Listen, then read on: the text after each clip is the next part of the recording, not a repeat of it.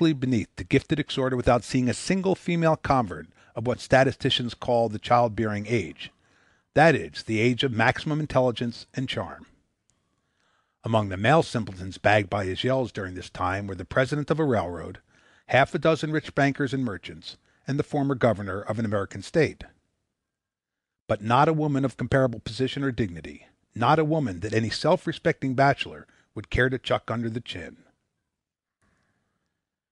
This cynical view of religious emotionalism, and with it of the whole stock of ecclesiastical balderdash, is probably responsible, at least in part, for the reluctance of women to enter upon the sacerdotal career.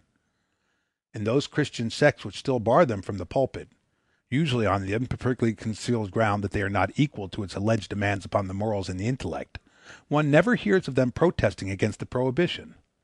They are quite content to leave the degrading imposture to men, who are better fitted for it by talent and conscience.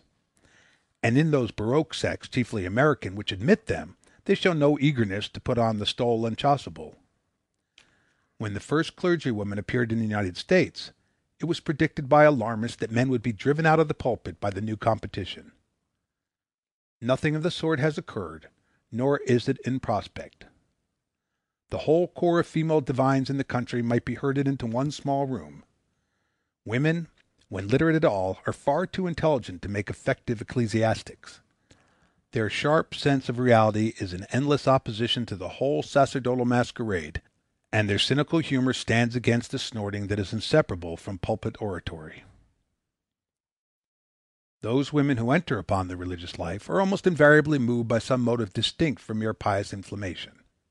It is a commonplace, indeed, that in Catholic countries girls are driven into convents by economic considerations or by disasters of amour far oftener than they are drawn there by the hope of heaven.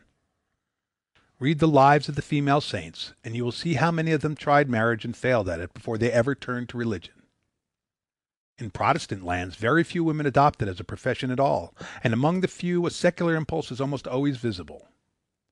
The girl who is suddenly overcome by a desire to minister to the heathen in foreign lands is nearly invariably found on inspection to be a girl harboring a theory that it would be agreeable to marry some heroic missionary. In point of fact, she duly marries him. At home, perhaps, she has found it impossible to get a husband, but in the remoter marches of China, Senegal, and Somaliland, with no white competition present, it is equally impossible to fail.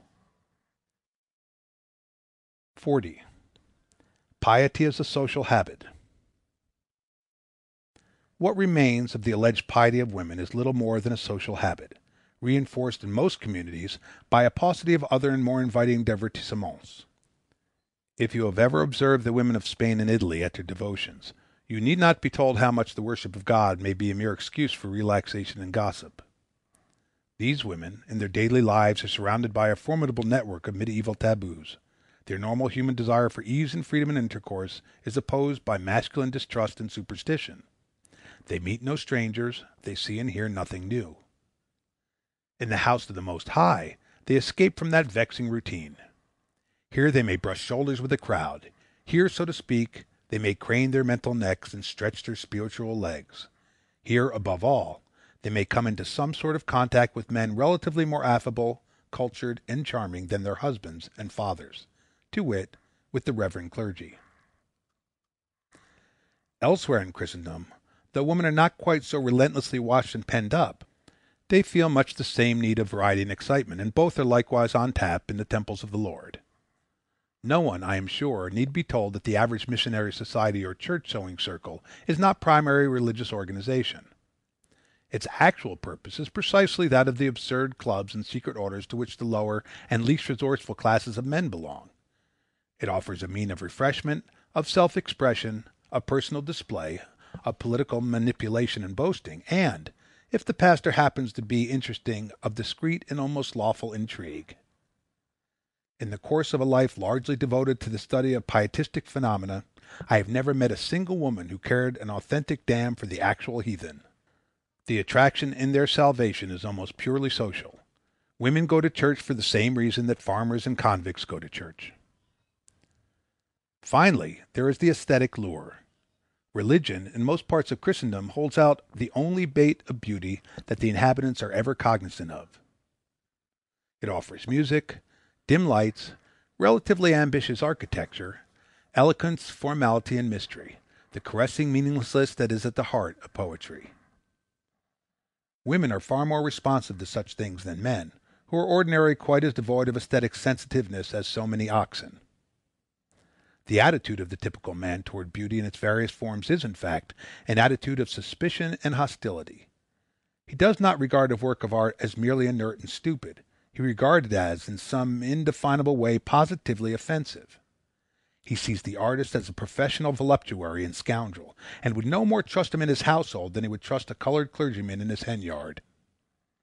It was men and not women who invented such sordid and literal faiths as those of the Mennonites, Dunkards, Wesleyans, and Scotch Presbyterians, with their antipathy to beautiful ritual, their obscene buttonholing of God, their great talent for reducing the ineffable mystery of religion to a mere bawling of idiots.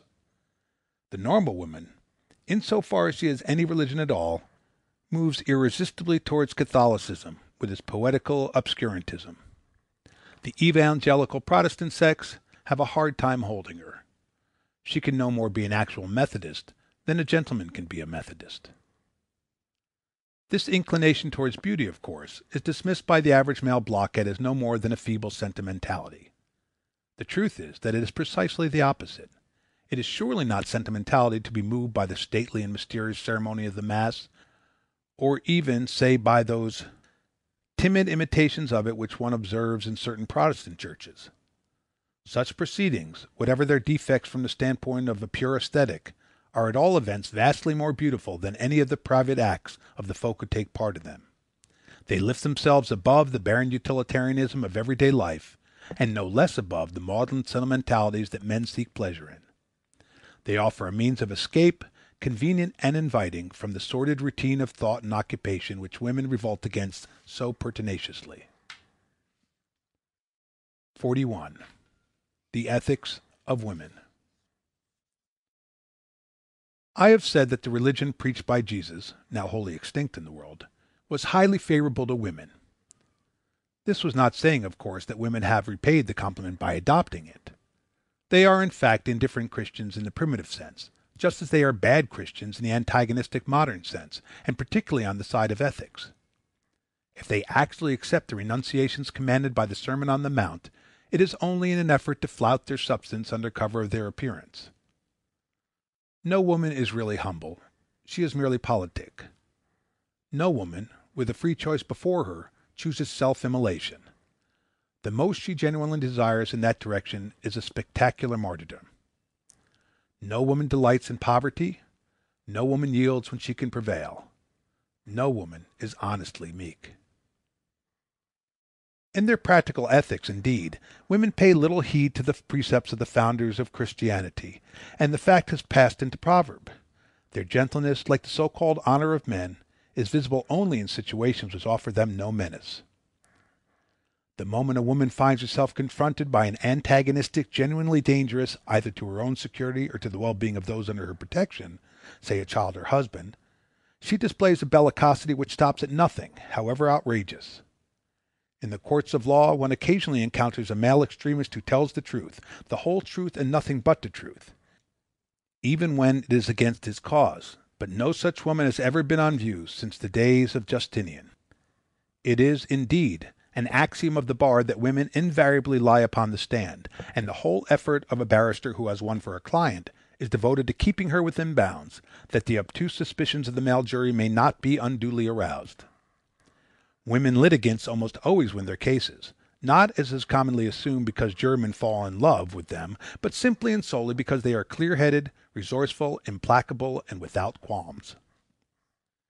What is here visible in the halls of justice, in the face of a vast technical equipment for combating mendacity, is 10 times more obvious in the freer fields. Any man who is so unfortunate as to have serious controversy with a woman, say in the departments of finance, theology, or more, must inevitably carry away from it a sense of having passed through a dangerous and almost gruesome experience. Women not only bite in the clinches, they bite even in open fighting. They have a dental reach, so to speak, of amazing length. No attack is so desperate that they will not undertake it once they are aroused. No device is so unfair and horrifying that it stays them. In my early days, desiring to